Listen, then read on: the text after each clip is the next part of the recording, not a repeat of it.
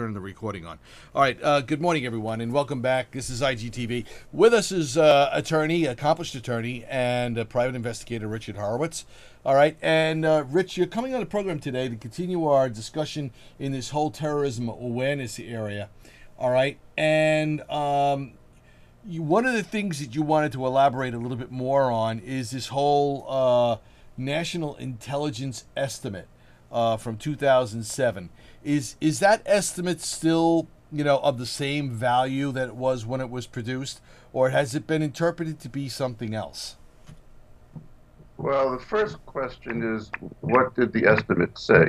The reason that I think it's of importance is because to this day, 5 years later or so, the estimate is relied on as proof that the Iranian regime has not decided to produce nuclear weapons. What I'd like to do is to simply review the New York Times coverage on that estimate and just read from several of the estimate's findings. And we'll get a perspective on what the estimate actually said.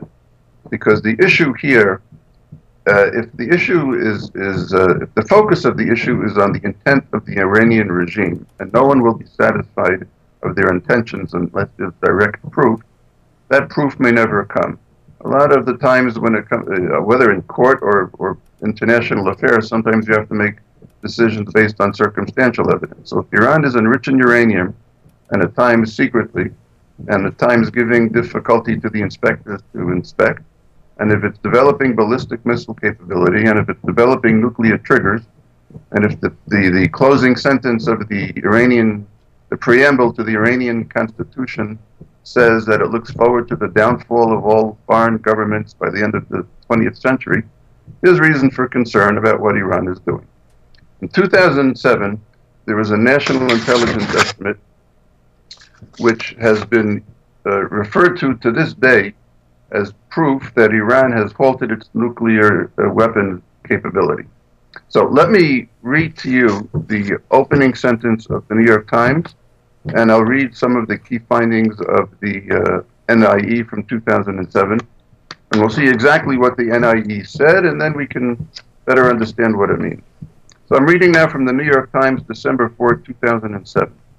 A new estimate by American intelligence agencies released Monday concludes that Iran halted its nuclear weapons program in 2003. First judgment of the NIE, quote, "We judge with high confidence that in the fall of 2003, Tehran halted its nuclear weapons program.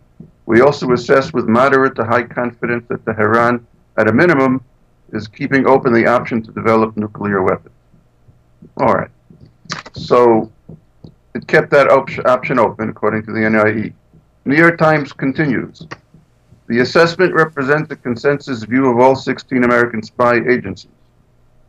The NIE, because of intelligence gaps discussed elsewhere in this estimate, however, the Department of Energy and the National Intelligence Council assess with only moderate confidence that the halt to those activities represents a halt to Iran's entire nuclear weapons program.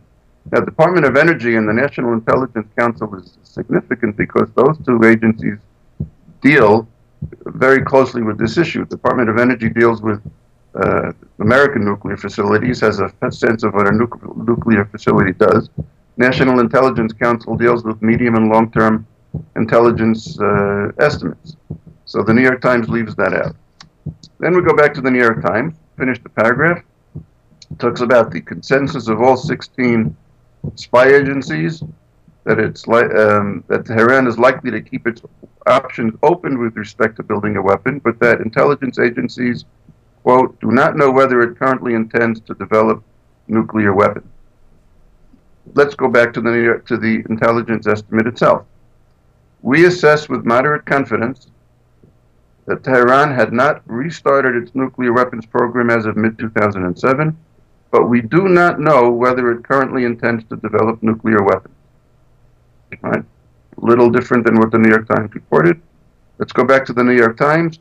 The new estimate declares instead that with high confidence that the military-run program was shut in 2003, and it concludes with moderate confidence that the program remains unfrozen.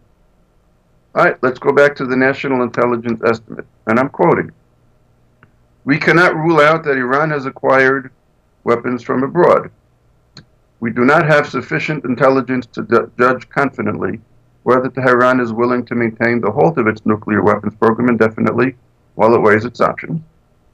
And the last finding that I think is of relevance, we assess with high confidence that Iran has the scientific, technical, and industrial capacity eventually to produce nuclear weapons if it decides to do so.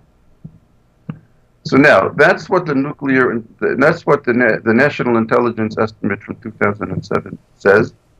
And the way it's been reported is as proof that Iran has halted its nuclear weapons development program.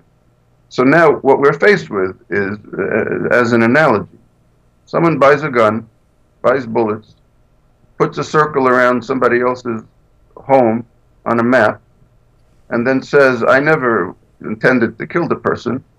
I just was thinking about it, but I never really intended to do it. The United States and Israel and Europe, which we will see in the second segment, is concerned not that Iran decided today whether or not to develop nuclear weapons. It's concerned whether Iran will develop sooner or later the potential to develop nuclear weapons. Even if people maintain that Iran has not decided to develop nuclear weapons, it can't be proved that Iran has no intention of developing nuclear weapons. And that's what the concern is about. And the way many have referred to this NIE from 2007 indicates that it took only one part of that estimate and it completely ignored all the other parts. And we'll talk in the second segment about the recent SWIFT sanctions on Iran, which we'll explain. But let me first go to the memory clip of the week. If you go to memorytv.org, go to advanced search, put in clip 3304. You will find a former member of the Russian Joint Chiefs of Staff saying that a strike against Iran or Syria is in effect a strike against Russia, and by supporting Iran and Syria, Russia is defending the world from fascism. So that's another consideration that has to be taken into account.